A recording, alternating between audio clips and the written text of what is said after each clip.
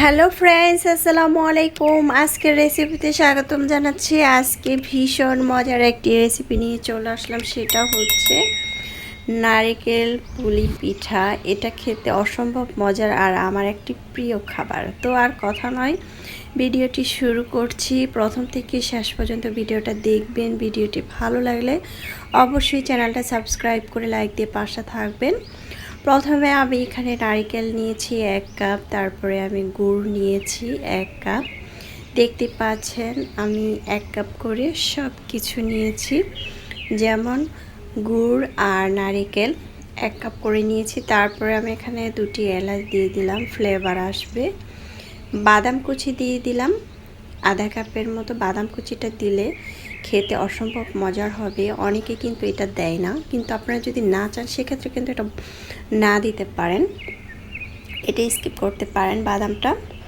সামান্য লবণ দিয়ে চুলার আঁচ কমিয়ে দিয়ে কিন্তু আমি এটা তৈরি করে নিয়েছি। কোনো পরিমাণ পানি দেওয়া হয়নি, দেখতে পাচ্ছেন। চুলার আঁচ কমিয়ে দিয়ে কিন্তু এটা তৈরি করতে হবে, আর পানি দেওয়া যাবে না।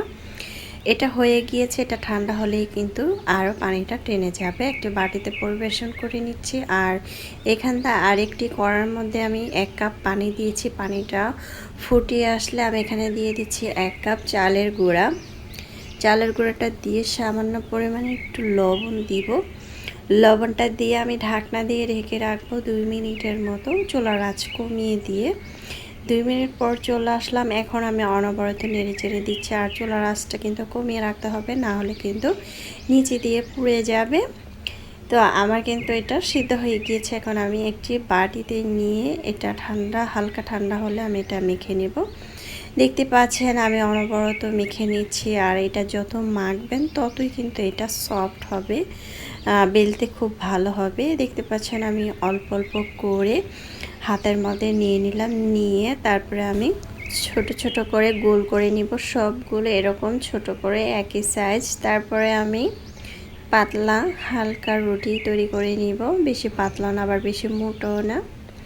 তো দেখতে পাচ্ছেন আমি এরকম তৈরি করে নিয়েছি। আর এরকম পিঠার ডিজাইনার প্লাস্টিকের কিন্তু কিনতে পাওয়া যায়, আপনারা চাইলে কিনতে পারেন এটা, তাহলে একদম সহজভাবে তৈরি করতে পারবেন। এখন আমি মিশ্রণটা ভিতরে দিচ্ছি, নারকেল আর গুড়ের মিশ্রণটা দিয়ে। তারপরে আমি কিভাবে তৈরি করছি সেটা আপনারা অবশ্যই ফলো করতে পারেন। ফলো করলেই কিন্তু এটা পেরে যাবেন। এভাবে করেই কিন্তু আমি সবগুলো তৈরি করে নিব।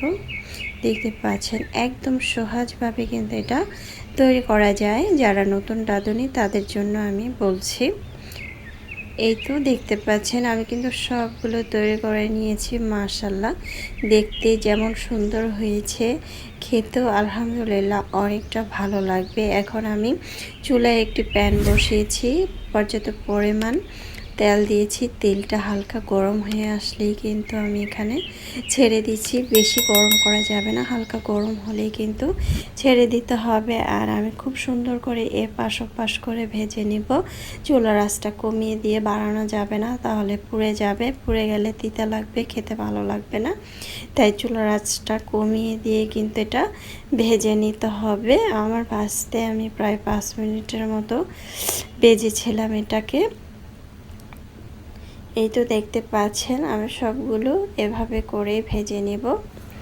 এই তো আমি এটা ক্রিসপিটা কতটুকু দেখিয়ে দিচ্ছি, আমি উঠিয়ে নিয়েছি।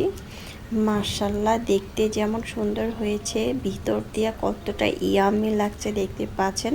চাইলে এভাবে যারা নতুন রাঁধুনি এভাবে ট্রাই করতে পারেন। আশা করছি রেসিপিটা ভালো লেগেছে। ভালো লাগলে অবশ্যই সাবস্ক্রাইব করে পাশে থাকবেন। আল্লাহ হাফেজ।